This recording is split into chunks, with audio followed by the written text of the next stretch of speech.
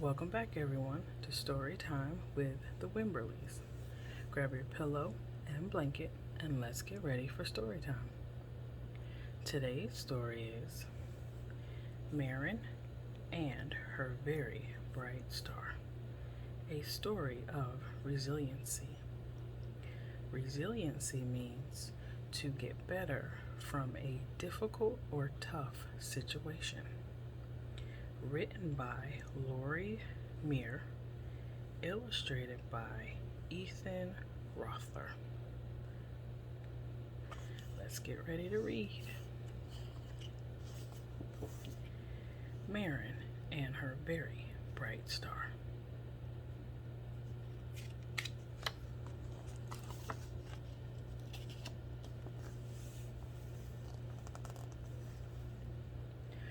On the outskirts of a smallish town, inside a smallish gray house, Merin is awake in her bedroom, gazing at a very bright star from her window. She is wishful under its silvery glow. There's Merin in her window, and there's her very bright star.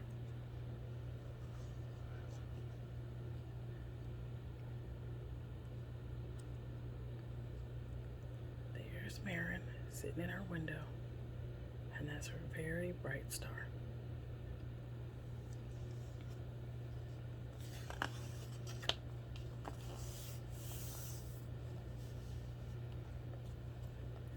On a very serious night, 6 years ago, Merin heard herself talking to that same very bright star, as though it held her mom and dad, and they could hear her. Why did you have to leave? Her thoughts and questions were lost in the solar system. Still, her heart discovered that if she continued to speak to the very bright star, she would feel unruffled and unworried before falling asleep. Every day after, Merin spent nighttime this way. There's Merin. She's on her rooftop and she's looking up at the stars in the sky.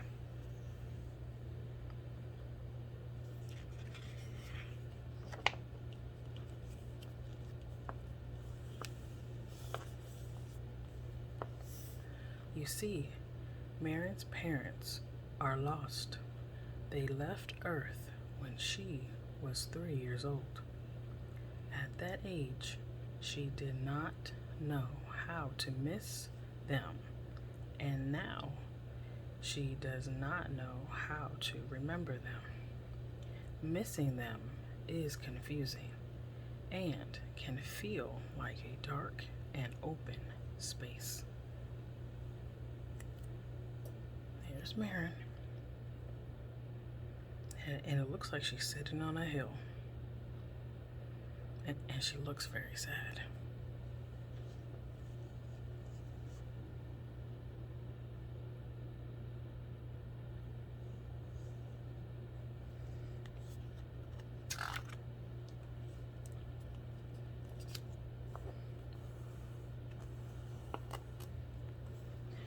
It's a longish car ride to the city where she visits a person who helps people heal after they have lost something or someone.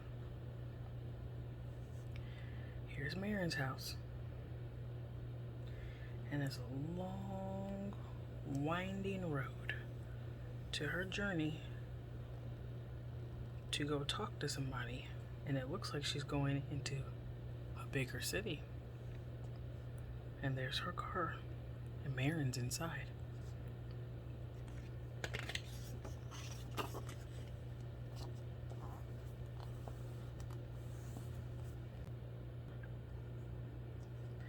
Merin mostly listens and sketches in her notebook when she visits.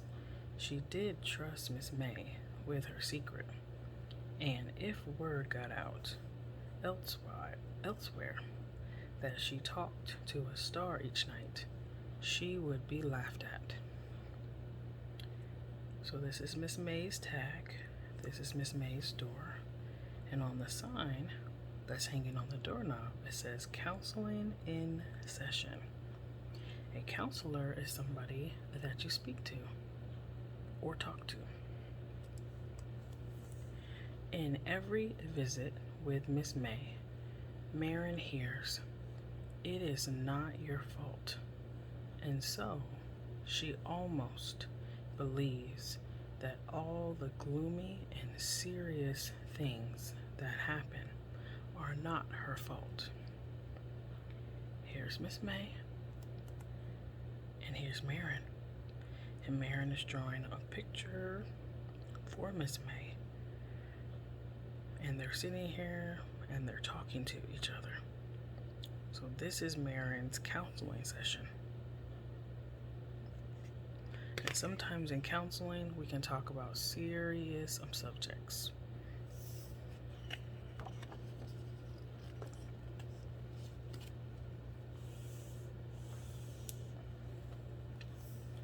Every day, Merin arms herself with a notebook, a pencil, and an open space on a page. On the very first page is a sketch of Merin's very bright star, where she first imagined her parents were listening to her. So this is Merin's notebook or her sketch pad. And in the picture, you have Merin's house. There's clouds, there's two birds, a tree, and you have Merin's star. Merin also imagines them in daydreams. During those longish car rides, when she reads Explorer magazines, when she sees others huddled under an umbrella. At dinner time, she listens for a voice that might be theirs when the other parent yells, "Come inside." So here's Merin, and she's daydreaming about her mom, and she's sitting under an umbrella with her.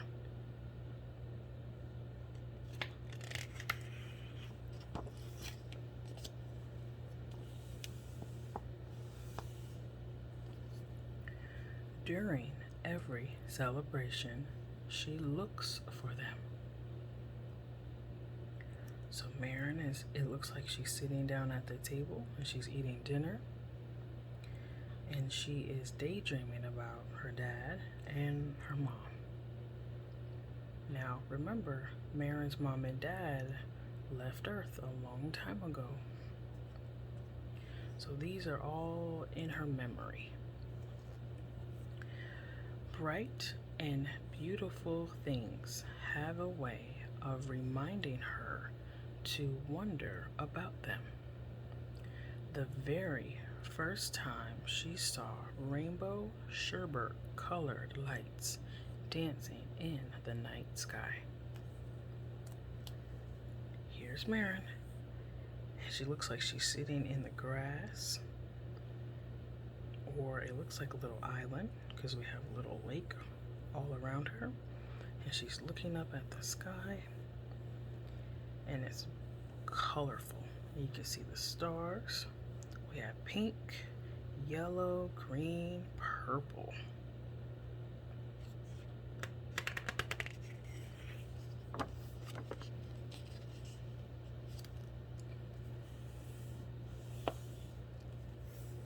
The very first crystalline trees and milky white snow of winter, shiny feathers and glittering stones for skipping, sprightly dandelion spirits, the thinking path in between the birch trees, the watchful blue heron at the edge of the lake, the inviting church bells bonging, the motherly community garden. So all of these different places or animals make her think about her parents.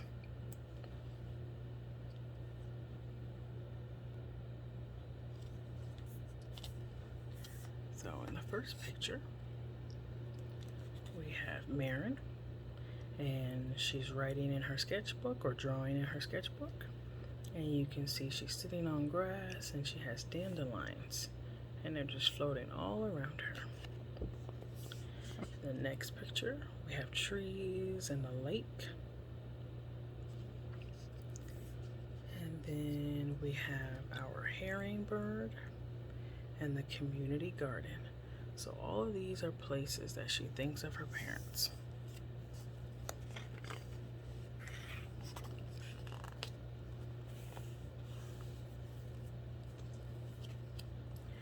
Miss May calls Merin's notebook a bright and beautiful shield, a paper-made armor she carries to protect herself. Even so, this armor only works for so long, in making the world seem less gloomy or less serious. So here's Merin, and she's wearing her notebook. She's wearing it like an armor, just like a knight. And she has her star on it, the star that she talks to each night. And she also has on a hat as well. One afternoon, Merin went to Miss May's smallish group with other kids her age who have also lost someone. Just another serious situation, Merin thought. So we have 1, 2, 3, 4, 5, 6, 7 chairs. So this is Miss May's smallish group.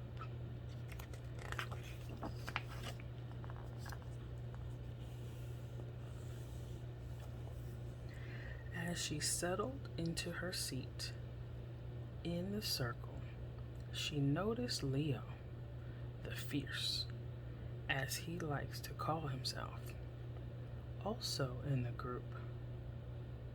Oh no, someone from my neighborhood is here.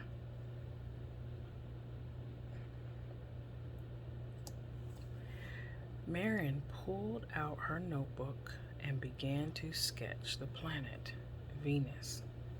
She had read earlier that week in the Explorer magazine that Venus is the brightest of all the planets in the solar system. So here's a page out of Merin's sketchbook, and she drew the planet Venus.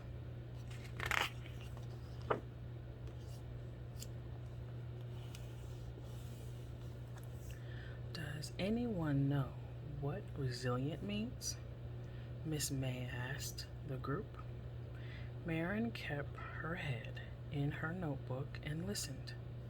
Resilient people find ways to get through difficult losses and also believe that things will get better, said Miss May. Merin's very bright star came to mind. It's better to talk to them than to feel alone, she admitted to herself. But certainly she would never say that out loud to the group. While she sketched, she thought of Leo. Leo has an open space also. Maybe that's why he is so brave. Maybe he has imagined his lost person in something such as a very bright star.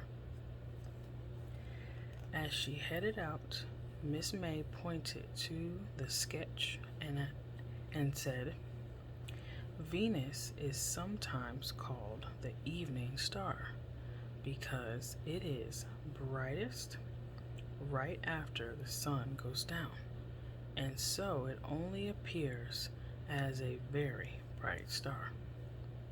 Merin's smile met Miss May's. Goosebumps rose on her arm. There's Merin, and there's Miss May. And Merin is handing Miss May a picture out of her sketchbook.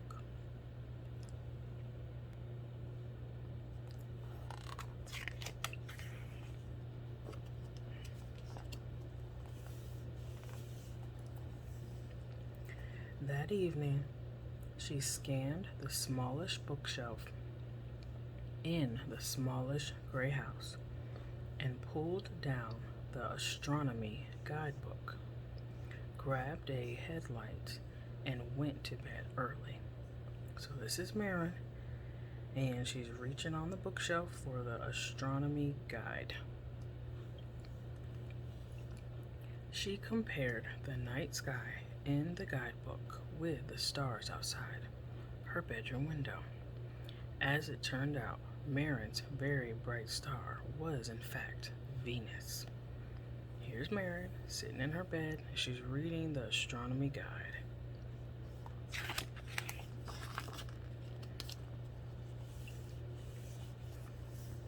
For all I know, my parents are on another planet.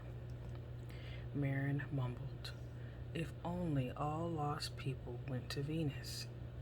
She stared hard at her very bright star and wished that it were true, because if it were true, then all lost people would no longer be lost, hers or Leo's. So, this is Venus, the planet, and this is Merin. This is her mom and her dad. Tears trailed down her face. She brushed them away, grabbed her notebook, wrote Leo inside, and then tucked it under the pillow. There's Merin.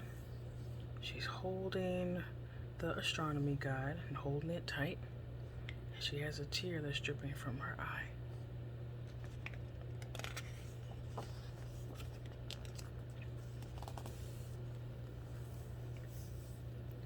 Afterwards, she told her parents a story about how they helped her to be resilient. And here is what became true. All the bright and beautiful things were filling her life, and she was brighter, and she was not the only person with an unknown space wanting to be filled. The star taught her that she could turn something lost into something found, and if everyone did this, the world would be brighter. Unworried, she fell asleep, as she did for many more nights than not. Here's Merin. She's in her bed sound asleep, and it looks like she's dreaming. And there's a boat with lanterns on it, and it's floating through the sky.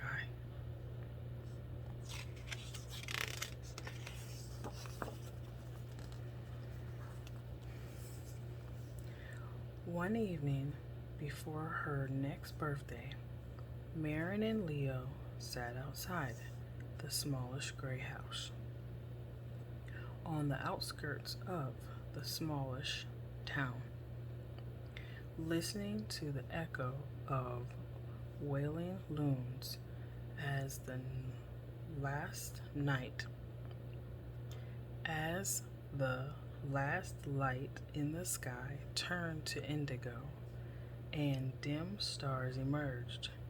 Merin asked Leo if he could keep a secret, her secret, and keep it forever. So here's Merin and Leo, and they're sitting down at a bench, and Merin is showing Leo her sketchbook.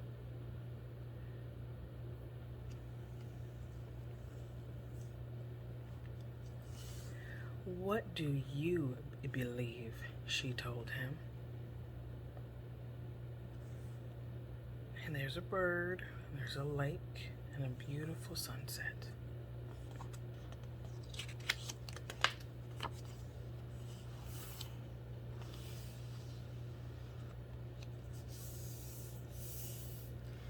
If you like this story and want to see more videos, please hit the thumbs up button and subscribe to the channel. If you would like to add this story to your collection, there is a link in the description box below. See you tomorrow for another bedtime story. Good night and sweet dreams. The end.